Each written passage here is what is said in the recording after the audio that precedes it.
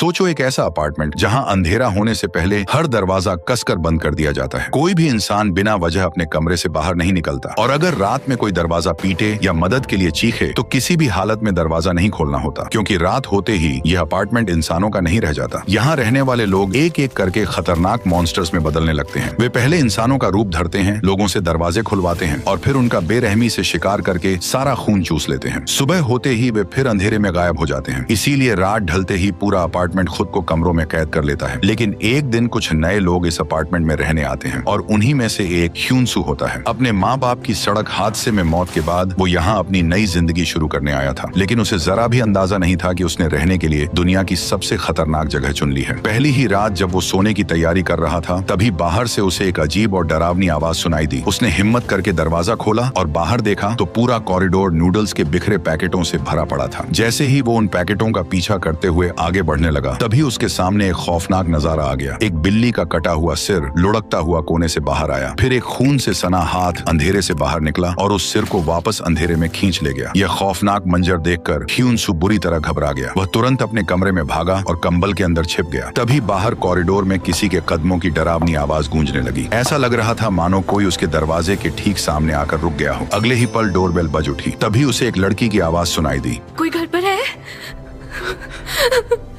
Please मेरी मदद करो। मदद की पुकार सुनकर ह्यूनसू धीरे धीरे दरवाजे की तरफ बढ़ने लगा। कैमरे में उसने देखा कि एक लड़की दरवाजे के बाहर खड़ी थी। वह रोते हुए कह रही थी कि उसकी जान खतरे में है, कोई रहस्यमयी चीज उसका पीछा कर रही है। इसलिए वह बार बार दरवाजा खोलने की गुहार लगाने लगी। ह्यूनसू ने पहले उसे शांत रहने को कहा, फिर उसने पुलिस को फोन लगाया, लेकिन फोन में बिल्कुल भी नेटवर्क नहीं था। अब उसके पास दरवाजा खोलने के अलावा कोई और रास्ता नहीं बचा था। लेकिन जैसे ही वह हैंडल की तरफ बढ़ा, उसे अचानक कुछ याद आ गया। ह्यूनसू ने लड़की से कहा कि पहले अपने दोनों हाथ दिखाओ। ये सुनते ही लड़की का चेहरा अचानक बदल गया। वह बुरी तरह तिलमिला उठी। अगले ही पल उसकी नाक से खून बहने लगा और फिर वो पागलों की तरह ह्यूनसू के दरवाजे को पीटने लगी। ऐसा लग रहा था कि वह किसी भी पल दरवाजा तोड़ देगी। लेकिन तभी ऊपर से तेज म्यूजिक बजने लगा। आवाज सुनते ही वह रहस्यमयी लड़की उसी दिशा में चली गई। उसके जाते ही ह्यूनसू ने एक झाड़ू उठाया और तुरंत बाहर निकल आया। कॉरिडोर के मोड़ पर पहुंचते ही उसकी मुलाकात सेंग नाम के एक आदमी से हुई। उसने उससे फौरन पूछा कि क्या तुमने एक अजीब सी औरत को देखा है? लेकिन सेंग कुछ बोल पाता उससे पहले ही ह्यूनसू अचानक बेहोश होकर जमीन पर गिर पड़ा। उधर जीसू अपने कमरे में गाने की प्रैक्टिस कर रही थी। तभी उसे दरवाजे पर दस्तक सुनाई दी। जैसे ही वह दरवाजा खोलने बढ़ी तो सामने उसे एक डरावनी औरत खड़ी दिखाई दी। वह लगातार कुछ बड़बड़ा रही थी और जोर जोर से चीख रही थी। फिर अचानक उसने पूरी ताकत से दरवाजा पीटना शुरू कर दिया। उसके जोरदार हमलों से लोहे के दरवाजे पर गहरे निशान पड़ने लगे। ऐसा लग रहा था कि अब वो किसी भी पल अंदर घुस जाएगी। डर के मारे जीसू ने तुरंत पास रखा बेसबॉल बैट उठा लिया। लेकिन तभी बाहर से आती आवाज अचानक गायब हो गई। लेकिन जैसे ही वो दरवाजे के पास पहुंची, तभी अचानक दरअसल जिसे देखकर जीसू डरी थी वो असल में सेंग था। जीसू ने उसे तुरंत अभी अभी हुई पूरी घटना बता दी। फर्श पर फैले खून के निशान देखकर उन्हें शक हुआ कि शायद वो रहस्यमयी औरत खिड़की तोड़कर बाहर निकल गई है। उधर इसी अपार्टमेंट में रहने वाले ली को इस आने वाले खतरे का जरा भी एहसास नहीं था। वो तो नाइट शिफ्ट के लिए नीचे जाने की तैयारी कर रहा था। लेकिन जब उसे पता चला कि लिफ्ट बंद पड़ी है, तब उसे सीढ़ियों से नीचे उतरना पड़ा। नीचे पहुंचकर उसने देखा कि अपार्टमेंट का मेन गेट बंद है। इतना ही नहीं, रहने आए नए लोग भी वहीं नीचे फंसे हुए थे। और सबसे बड़ी बात, किसी के भी मोबाइल में नेटवर्क नहीं आ रहा था। लेट होने से बचने के लिए ली ने गुस्से में सिक्योरिटी रूम का दरवाजा तोड़ दिया। वहीं मौजूद एक लड़की लैंडलाइन से 119 पर कॉल करने लगी, लेकिन वह फोन भी बिल्कुल काम नहीं कर रहा था। तभी एक अंकल ने कंट्रोल पैनल के सारे बटन दबाने शुरू कर दिए और इसी दौरान उसे शटर खोलने वाला स्विच मिल गया। जैसे ही शटर ऊपर उठने लगा, तभी गोद में कुत्ता लिए खड़ी महिला ने सबसे पहले बाहर कुछ अजीब देखा। दरवाजे के ठीक सामने करीब 3 मीटर लंबा एक डरावना साया खड़ा था। उसी वक्त कंट्रोल रूम से लौट रहे ली की भी उस साये पर नजर पड़ गई। उसे देखते ही वह पूरी ताकत से चिल्लाया, लेकिन अब बहुत देर हो चुकी थी। अगले ही पल वह राक्षस शीशा तोड़कर सीधे अंदर घुस आया। उसने अपनी लंबी चिपचिपी जीभ से एक आदमी को हवा में उठा लिया और देखते ही देखते उसका खून चूसना शुरू कर दिया। जब वह नीचे गिरा तो उसके शरीर में हड्डियों के अलावा कुछ भी नहीं बचा था। इससे पहले कि वो किसी और पर हमला करता, अचानक ली ने फायर एक्सटिंग्विशर उठाया और पूरी ताकत से उस राक्षस पर स्प्रे करना शुरू कर दिया। हैरानी की बात यह थी कि वह राक्षस सचमुच पीछे हटने लगा। तभी ली जोर से चिल्लाया कि जल्दी से शटर बंद करो। डरा हुआ अंकल तुरंत होश में आया और वह भागते हुए कंट्रोल रूम की तरफ दौड़ पड़ा। लेकिन जैसे ही रोलिंग शटर नीचे आने लगा, ली के हाथ में पकड़े फायर एक्सटिंग्विशर की गैस खत्म हो गई। अब उनके पास उस राक्षस को रोकने का कोई तरीका नहीं बचा था। अगले ही पल वह राक्षस फिर उनकी तरफ बढ़ने लगा। उसी वक्त एक लड़की अचानक दौड़ती आई और पूरी ताकत से राक्षस को धक्का देकर बाहर गिरा दिया। ली तुरंत शटर के नीचे खड़ा हो गया ताकि लड़की अंदर आ सके। लेकिन जैसे ही वो दौड़कर वापस आने लगी, तभी अचानक राक्षस ने उसके पैर को अपने पंजों से बुरी तरह जख्मी कर दिया। आखिरी सेकंड में ली ने हाथ पकड़कर उसे अंदर खींच लिया। जैसे ही शटर बंद होने वाला था, तभी राक्षस की करीब 3 मीटर लंबी जीप बिजली की रफ्तार से अंदर आ घुसी। लेकिन शटर समय रहते बंद हो गया। उसकी जीप बीच में ही बुरी तरह फंस गई और लड़की की जान बाल बाल बच गई। अगले ही पल राक्षस ने पूरी ताकत से अपनी जीप खींची और अंधेरे में गायब हो गया। खतरा टलते ही जो लोग अब तक डर के मारे छिपे हुए थे, वे भी धीरे धीरे बाहर निकलने लगे। लेकिन सबके मन में सिर्फ एक ही सवाल था कि आखिर वह चीज थी क्या। तभी एक बूढ़ा अंकल हैरानी से बोला कि उसके तो बिल्कुल मॉन्स्टर जैसे हाथ पैर थे। लेकिन ली की बात सुनकर सभी के होश उड़ गए। उसने कहा कि वो कोई मॉन्स्टर नहीं, बल्कि हम में से ही कोई एक था। सच जानने के लिए जैसे ही उन्होंने बाहर झांक कर देखा, तो वहाँ एक भी इंसान नजर नहीं आया। चारों तरफ सिर्फ अलग अलग तरह के खौफनाक मॉन्स्टर घूम रहे थे। उसी समय एक लड़की फोन पर बात करती हुई अपार्टमेंट की सीढ़ियों से नीचे उतर रही थी। तभी उसके सिर के ऊपर से एक डरावनी आवाज आने लगी। उसने जैसे ही ऊपर देखा तो अचानक मंजिल की लाइटें जल उठी। ये देखकर वह बुरी तरह घबरा गई और जल्दी जल्दी नीचे भागने लगी। लेकिन हड़बड़ी में उसका पैर मुड़ गया और वह सीढ़ियों पर गिर पड़ी। वह अभी उठने की कोशिश ही कर रही थी कि तभी अचानक वो डरावनी आवाज और भी तेज हो गई। लड़की ने डरते डरते पीछे मुड़कर देखा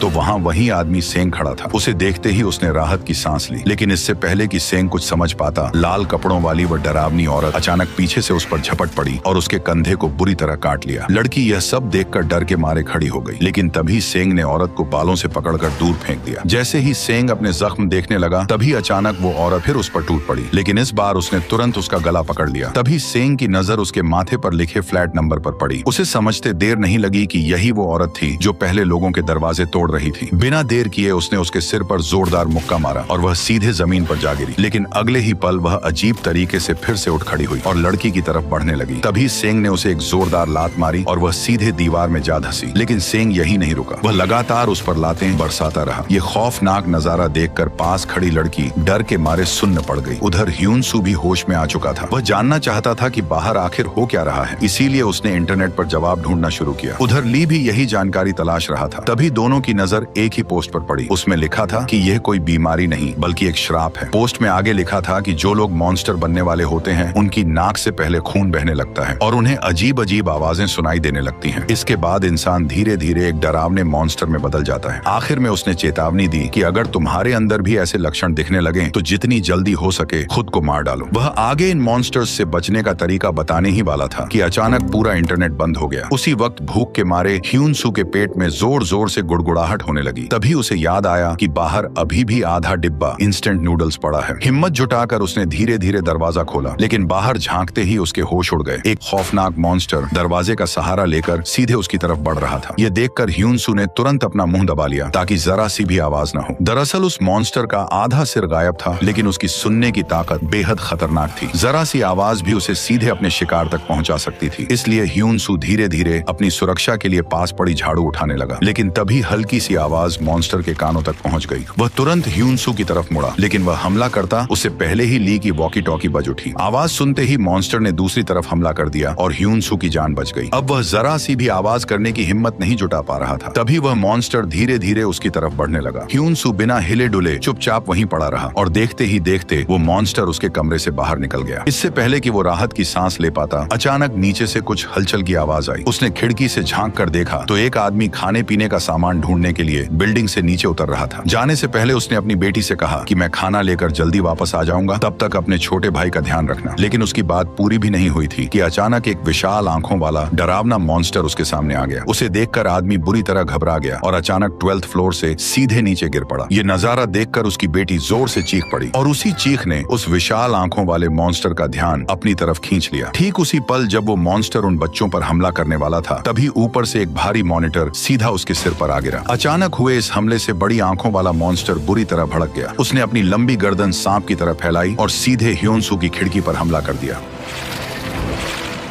अगले ही पल उस मॉन्स्टर ने ह्योनसू को अजगर की तरह कसकर जकड़ लिया। उसकी पकड़ इतनी मजबूत थी कि ह्योनसू का वहीं दम घुटने लगा। एक पल के लिए लगा कि अब उसका बचना नामुमकिन है, लेकिन तभी अचानक एक गोली चली और मॉन्स्टर की लंबी गर्दन एक ही झटके में बीच से टूट गई। अगले ही पल उसकी विशाल आंख सफेद पड़ गई। जब ह्योनसू ने घबराकर बाहर झांका तो सामने पड़ोस वाले हान अंकल बंदूक ताने खड़े थे। उन्होंने सही समय पर गोली चलाकर उसकी जान बचा ली थी और कमाल की बात ये कि गोली चलाने के बाद भी वह बड़े आराम से बियर पी रहे थे। ह्योनसू कुछ बोलने ही वाला था कि हान अंकल ने तुरंत उसे चुप रहने का इशारा किया। फिर उन्होंने पहले से तैयार किया हुआ एक कार्डबोर्ड दिखाया जिस पर लिखा था, आवाज मत करना, मॉन्स्टर आवाज सुनकर चले आते हैं और इन्हें मारना भी लगभग नामुमकिन है। ये पढ़ते ही ह्योनसू ने तुरंत नीचे देखा तो जो बड़ी आंखों वाला मॉन्स्टर कुछ देर पहले मरा हुआ लग रहा था, वो अपनी टूटी हुई गर्दन को छोड़कर धीरे धीरे खुद ही वहां से चला गया। ये देखकर ह्योनसू के होश उड़ गए। वह हान अंकल के साथ मिलकर उन दोनों बच्चों को बचाना चाहता था, लेकिन जब वह उनके फ्लैट में पहुंचा तब उसे पता चला कि हान अंकल चल फिर नहीं सकते, इसलिए बच्चों को बचाने की जिम्मेदारी अब अकेले ह्योनसू के कंधों पर आ गई। हालांकि हान अंकल कोई नॉर्मल इंसान नहीं थे, उन्हें हथियार बनाने का अच्छा एक्सपीरियंस था, इसलिए उन्होंने ह्योनसू के हथियार में बिजली का करंट जोड़ दिया ताकि वह मॉन्स्टर्स का सामना कर सके। लेकिन उन्होंने साथ ही चेतावनी भी दी कि इससे भी मॉन्स्टर नहीं मरेंगे, इसलिए तुम्हें उनसे लड़ना नहीं है, जहां तक हो सके उनसे बचकर निकलना है। नया इलेक्ट्रिक हथियार लेकर ह्योनसू अकेला ही बच्चों को बचाने निकल पड़ा, लेकिन कॉरिडोर में कदम रखते ही उसका सामना फिर से उसी बिना सिर वाले भयानक मॉन्स्टर से हो गया। हालात बिगड़ते देख वह तुरंत भागकर लिफ्ट के अंदर छिप गया। कुछ पल तक वह बिना कोई आवाज किए वहीं छिपा रहा और मॉन्स्टर के जाने का इंतजार करता रहा। जब उसे लगा कि शायद अब खतरा टल चुका है तब उसने धीरे से बाहर झांका, लेकिन तभी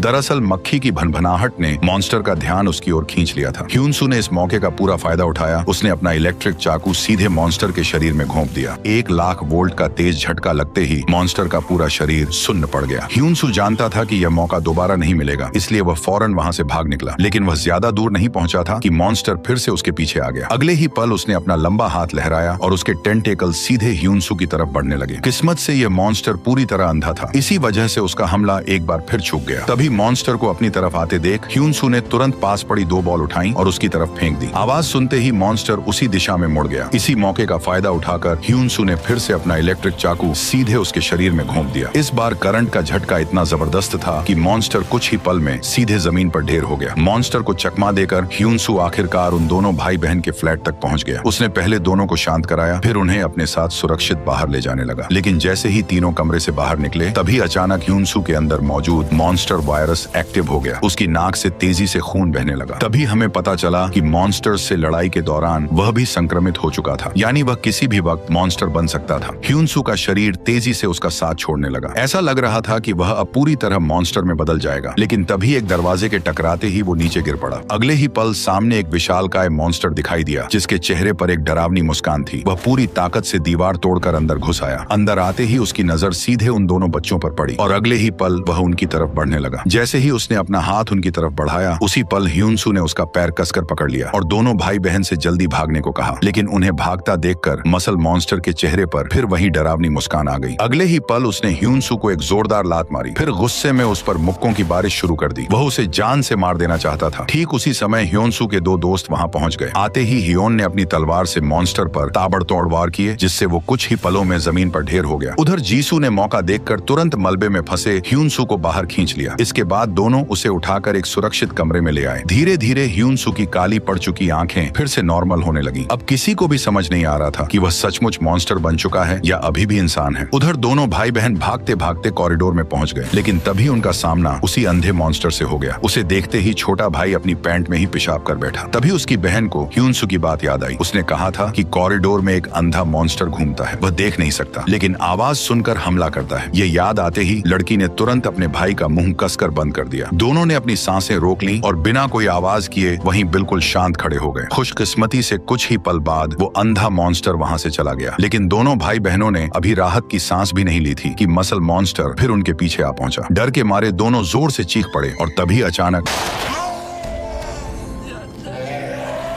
दरअसल बच्चों की चीख सुनकर वो अंधा मॉन्स्टर दोबारा वापस लौट आया था। मौका देखते ही बहन ने अपने छोटे भाई का हाथ पकड़ा और वहाँ से भाग निकली। उधर मसल मॉन्स्टर ने अंधे मॉन्स्टर को पकड़ लिया और उस पर मुक्कों की बरसात शुरू कर दी। इसके बाद उसने उसे सीधे खिड़की के बाहर फेंक दिया। फिर वह दोबारा बच्चों के पीछे दौड़ पड़ा। दोनों भाई बहन अभी ज्यादा दूर पहुंचे भी नहीं थे कि मसल मॉन्स्टर ने कुछ ही पलों में उन्हें दोबारा ढूंढ निकाला। अब वह धीरे धीरे उनकी तरफ बढ़ने लगा। डर के मारे दोनों बच्चों ने अपनी आंखें बंद कर ली। उन्हें लगा कि अब उनका बचना नामुमकिन है। लेकिन तभी एक औरत बेबी स्ट्रॉलर धकेलते हुए अपने कमरे से बाहर निकल आई। वह मॉन्स्टर को ऐसे देख रही थी मानो उसे अच्छी तरह जानती हो। उसने कहा, तरस खाओ इन नन्हे बच्चों पर, छोड़ दो इन्हें प्लीज। लेकिन तभी मॉन्स्टर मुस्कुराया और जमीन पर गिरते ही उसकी नजर अपने बच्चे पर पड़ी। वह रोते हुए मॉन्स्टर से अपने बच्चे को छोड़ देने की भीख मांगने लगी। लेकिन उल्टा उस मॉन्स्टर ने बड़ी बेरहमी से उस बच्चे को अपने पैरों तले कुचल डाला। वो औरत चीखती रह गई लेकिन अपने बच्चे को बचाने के लिए कुछ भी नहीं कर सकी। इसके बाद उस मॉन्स्टर ने एक ही मुक्के में उसे भी जमीन पर गिरा दिया। ठीक उसी वक्त ह्योन सू अपने दोनों दोस्तों के साथ वहाँ पहुँच गया। लेकिन तब तक बहुत देर हो चुकी थी। मसल मॉन्स्टर अब उनके सामने खड़ा था। वे कुछ कर पाते उससे पहले ही पीछे पड़ी औरत मॉन्स्टर के कांटेक्ट में आने से अचानक म्यूटेट होने लगी। अगले ही पल वह सीधे मसल मॉन्स्टर पर टूट पड़ी। तभी सभी को एहसास हुआ कि वह भी संक्रमित हो चुकी है। उसकी आंखें पूरी तरह काली हो गई थीं। फिर भी उसके अंदर की माँ अब भी उन बच्चों की जान बचाने के लिए लड़ रही थी। इसी बीच ह्योन आगे आया और मसल मॉन्स्टर को लगातार उकसाने लगा। तो बस फूला हुआ गुब्बारा है। उसकी बात सुनते ही उस मॉन्स्टर का गुस्सा फूट पड़ा और वो तेजी से ह्योन के पीछे लग गया। उधर ह्यून सू दोनों भाई बहन को सुरक्षित हान अंकल के फ्लैट तक ले आया। इधर ह्योन जानबूझकर उस मॉन्स्टर को पूरे कॉरिडोर में दौड़ाता रहा जिससे उसका ध्यान भटक गया। उसी समय जीसू जमीन पर पड़ी उसी औरत के पास पहुंची। उसे देखकर साफ लग रहा था कि वो भी मॉन्स्टर बनने वाली है। हालात बिगड़ते देख जीसू ने तुरंत अपना बेसबॉल बैट उठा लिया। उसे लगा कि अब उस मॉन्स्टर को मारना ही पड़ेगा। लेकिन अगले ही पल औरत को फिर से होश आ गया। उसकी आंखें भी दोबारा नॉर्मल हो गईं। ये देखकर जीसू ने राहत की सांस ली और दोनों तुरंत हान अंकल के फ्लैट की तरफ निकल पड़े। उधर ह्योन लगातार मसल मॉन्स्टर से बचकर भाग रहा था। लेकिन कुछ ही पलों में वह कॉरिडोर के आखिरी कोने में फंस गया। अब पीछे हटने की कोई रास्ता नहीं थी। वह तलवार कसकर पकड़कर वहीं खड़ा हो गया। जैसे ही मॉन्स्टर उसके सामने पहुंचा तभी अचानक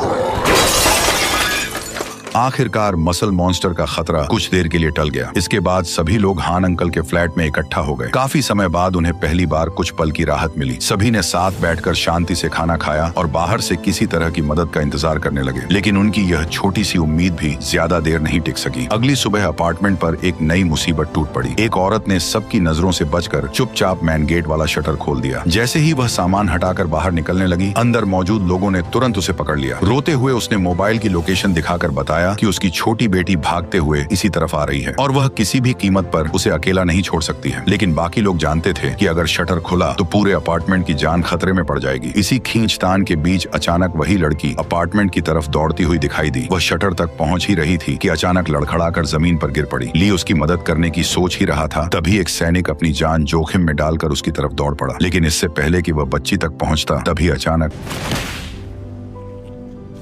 अंधेरे में छिपे जीप वाले मॉन्स्टर ने दोनों के सीने को बीच से चीर डाला। यह देखकर वहां मौजूद सभी लोगों के होश उड़ गए। उसकी मां दर्द से चीख पड़ी। अपनी बच्ची को अपनी ही आंखों के सामने मरते देख वह बुरी तरह टूट गई। तभी ली ने तुरंत उसे पकड़कर पीछे खींच लिया और पास पड़ी एक भारी अलमारी रास्ते में अड़ा दी। लेकिन अगले ही पल मॉन्स्टर की लंबी जीभ अलमारी को चीरते हुए अंदर घुस आई। वो अपने अगले शिकार की बेतहाशा तलाश कर रहा था। ली डर के मारे बिल्कुल सुन्न पड़ गया। उसे अच्छी तरह पता था कि जरा सी भी गलती हुई तो उसका अंजाम भी ठीक उस बच्ची जैसा होगा। कुछ पल बाद मॉन्स्टर अपने आप पीछे हट गया। उधर अपनी बेटी को खो चुकी वो माँ पूरी तरह होश खो बैठी। गुस्से में उसने सारी गलती ली पर डाल दी। उसे लगने लगा कि अगर ली चाहता तो वो उसकी बेटी को बचा सकता था। लेकिन वह ये भूल चुकी थी कि अगर ली बीच में नहीं आता तो आज वहाँ कोई भी जिंदा नहीं बचता। उधर 8वीं मंजिल पर मौजूद ह्यून सू और उसके दोनों दोस्तों फैसला किया कि वे लोग पहली मंजिल पर जाकर हालात का पता लगाएंगे। रवाना होने से पहले हान अंकल ने तीनों के हथियारों को और भी मजबूत बना दिया। पूरी तैयारी के साथ वे धीरे धीरे सीढ़ियों की तरफ बढ़ने लगे। लेकिन कुछ ही दूर चलते ही उनकी नजर एक आदमी की लाश पर पड़ी। तीनों सावधानी से उसके पास पहुंचे। लाश को देखते ही उन्हें समझ आ गया कि उस आदमी को मरे हुए ज्यादा वक्त नहीं हुआ है। मतलब मॉन्स्टर अभी भी आसपास कहीं मौजूद है। यह एहसास होते ही तीनों बिना देर किए वहां से निकलने लगे। लेकिन जैसे ही ह्योन सू मुड़ने लगा तभी अंधेरे कमरे में छिपे एक मॉन्स्टर ने अचानक उस पर हमला कर दिया।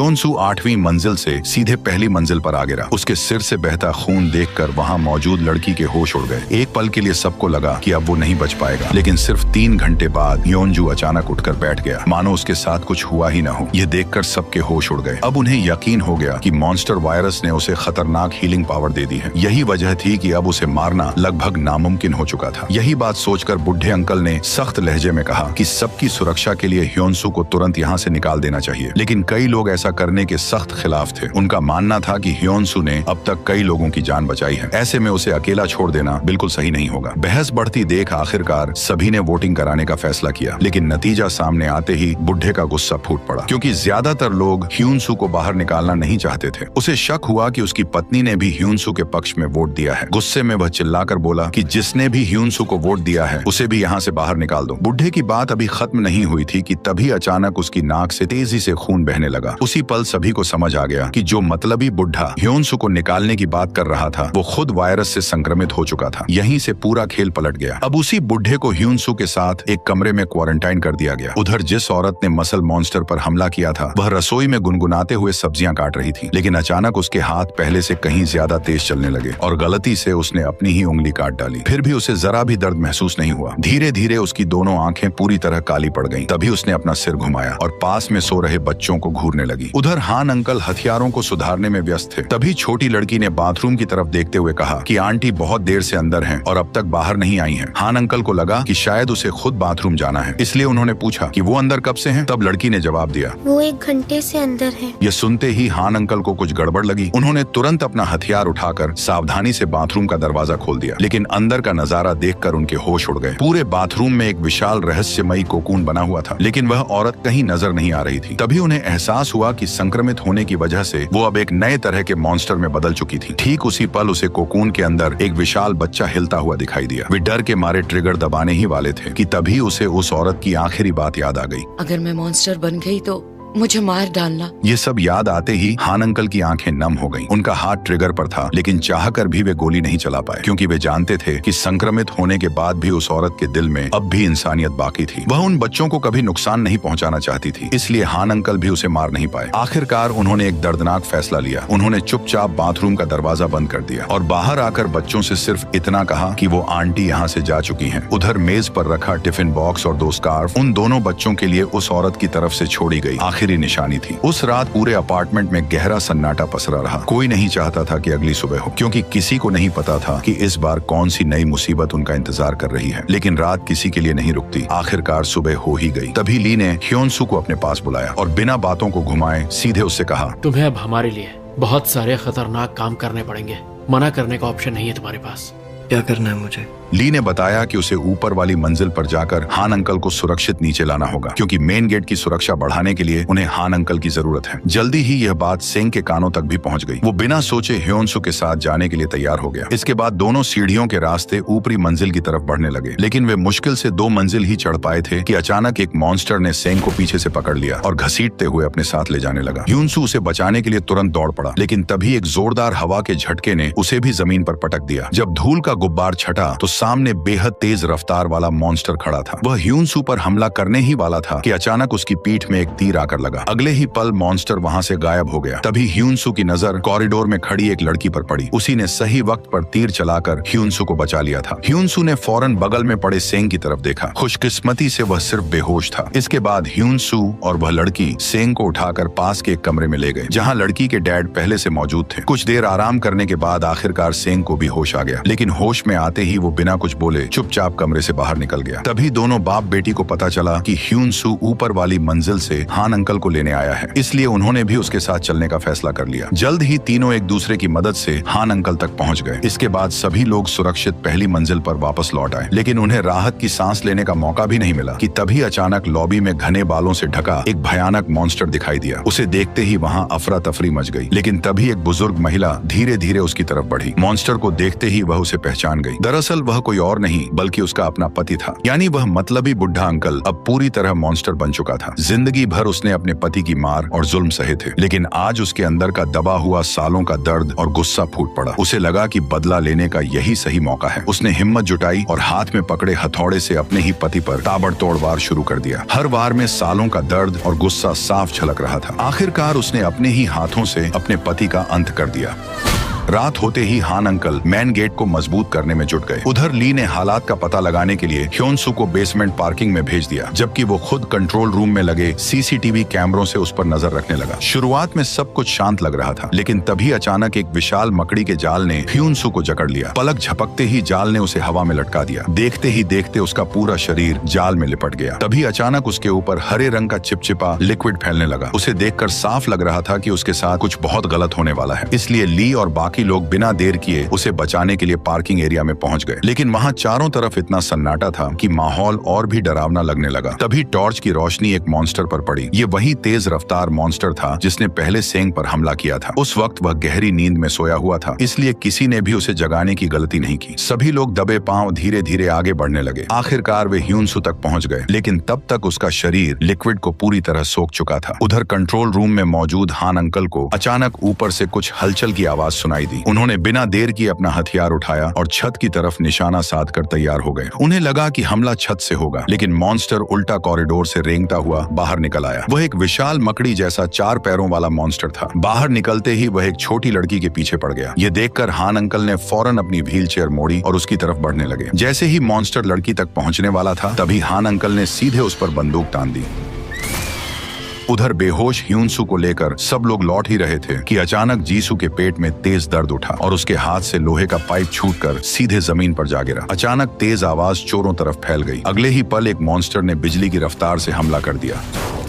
जैसे ही वह दोबारा हमला करने बढ़ा, ली ने फौरन अपना क्रॉसबो चलाया। तीर सीधा मॉन्स्टर को जाकर लगा, लेकिन हैरानी की बात यह थी कि तीर लगने के बाद भी उस मॉन्स्टर पर जरा सा भी असर नहीं हुआ और बिना रुके आगे बढ़ता रहा। तभी ली और हियोन तुरंत कार के नीचे जा छिपे। दोनों इतने डरे हुए थे कि उनकी सांसें तक थम चुकी थी। मॉन्स्टर की डरावनी टांगें देखकर ऐसा लग रहा था मानो उसका पूरा शरीर सिर्फ दौड़ने के लिए बना हो। तभी ली ने चुपके से कार की चाबी निकाली और रिमोट का बटन दबा दिया। बीप सुनते ही मॉन्स्टर का ध्यान कारों की तरफ चला गया। मौका मिलते ही सेंग और जीसू बेहोश ह्योनसू को लेकर वहां से भागने लगे, लेकिन अगले ही पल पास खड़ी दूसरी कार का अलार्म भी बज उठा। आवाज सुनते ही मॉन्स्टर सीधे उनकी तरफ दौड़ पड़ा। वह हमला करने ही वाला था कि तभी दरअसल हियोन और ली गाड़ी लेकर सही समय पर वहां पहुंच गए थे। सभी लोग फौरन गाड़ी में सवार हो गए। इसके बाद ली ने पूरी रफ्तार से गाड़ी पार्किंग एरिया से बाहर दौड़ा दी, लेकिन इंजन की आवाज सुनकर आसपास छिपे सभी मॉन्स्टर्स जाग गए। कुछ ही पल में वे चारों तरफ से गाड़ी पर टूट पड़े, लेकिन ली बिना रुके गाड़ी दौड़ाता रहा। तभी एक मॉन्स्टर सीधे विंडशील्ड पर चढ़ गया। उसकी वजह से सामने का रास्ता पूरी तरह बंद हो गया। अगले ही पल गाड़ी जोरदार टक्कर के साथ एक रेत के ढेर से जा टकराई। वे लोग बिना देर किए तुरंत गाड़ी से बाहर निकल आए। सिंह सबसे आगे खड़े होकर सभी को कवर देने लगा। किसी तरह वे पार्किंग एरिया से जिंदा बाहर निकलने में कामयाब हो गए। उधर विशाल मकड़ी जैसा मॉन्स्टर हान अंकल के पीछे पड़ा था। अंकल रेंग रेंग कर अपनी जान बचा रहे थे। तभी वह छोटी लड़की उन्हें बचाने के लिए वहां पहुंच गई, लेकिन जैसे ही वह मॉन्स्टर उन तक पहुंचने वाला था, तभी अंकल ने पहले से तैयार जाल एक्टिव कर दिया। अगले ही पल जोरदार झटके के साथ विशाल मकड़ी मॉन्स्टर हवा में लटक गया, लेकिन उसी दौरान उसके पंजे में फंसकर छोटी लड़की भी हवा में लटक गई। मॉन्स्टर की ताकत इतनी ज्यादा थी कि उसने कुछ ही पलों में जाल की रस्सियां तोड़ डाली। ये देखकर हान अंकल ने लड़की को तुरंत भागने के लिए कहा, लेकिन अगले ही पल वे खुद मॉन्स्टर के पंजों में फंस गए। ऐसा लग रहा था कि अब उनका बचना नामुमकिन है। तभी अपार्टमेंट की सारी लेडीज दौड़ती हुई वहां पहुंची। उन्होंने मिलकर जाल की रस्सियां पूरी ताकत से खींची। अगले ही पल विशाल मकड़ी मॉन्स्टर फिर से हवा में लटक गया। इसी बीच छोटी लड़की ने अपना बनाया हुआ पेट्रोल बम पूरी ताकत से मॉन्स्टर की तरफ फेंक दिया। अचानक उसका पूरा शरीर आग की लपटों में गिर गया। दर्द से तड़पता हुआ मॉन्स्टर भयानक चीखें मारते हुए छटपटाने लगा, लेकिन उधर रस्सी पकड़े लेडीज उसे ज्यादा देर तक नहीं रोक पाई। आखिरकार मॉन्स्टर रस्सी तोड़कर फिर से आजाद हो गया। अब वह धीरे धीरे घायल पड़े हान अंकल की तरफ बढ़ने लगा, लेकिन ऐन वक्त पर ली और बाकी लोग वहां पहुंच गए। उन्होंने समय रहते हान अंकल की जान बचा ली। ह्योनसू ने तुरंत अपना इलेक्ट्रिक हथियार सीधे मॉन्स्टर के शरीर में घोंप दिया। अगले ही पल तेज करंट मॉन्स्टर के पूरे शरीर में दौड़ पड़ा। दर्द से तड़पता हुआ मॉन्स्टर बार बार अपने नुकीले पंजे ह्योनसू के शरीर में घोंपता रहा, लेकिन ह्योनसू 1 इंच भी पीछे नहीं हटा। वह अपनी जान की परवाह किए बिना उसे लगातार बिजली के झटके देता देखता रहा। आखिरकार दोनों एक साथ जमीन पर गिर पड़े। ये नजारा देखकर वहाँ मौजूद सभी लोगों की सांसें थम गईं। सबको लगा कि ह्योन-सू ने अपनी जान कुर्बान कर दी है, लेकिन अगले ही पल ह्योन-सू ने मॉन्स्टर को धक्का दिया और लड़खड़ाते हुए फिर से अपने पैरों पर खड़ा हो गया। इस बार उसकी दोनों आंखें पूरी तरह काली पड़ चुकी थीं। यह नजारा देखकर वहाँ मौजूद हर इंसान पूरी तरह सन्न रह गया। आज अगर वे जिंदा थे तो सिर्फ ह्योन-सू की वजह से, लेकिन सबको अजीब नजरों से घूरते देख वह लड़खड़ाते हुए अपने क्वारंटाइन कमरे की ओर चल पड़ा। जैसे ही वह दरवाजे तक पहुंचा तभी एक लड़की आगे आकर बोली, हमें माफ कर दो,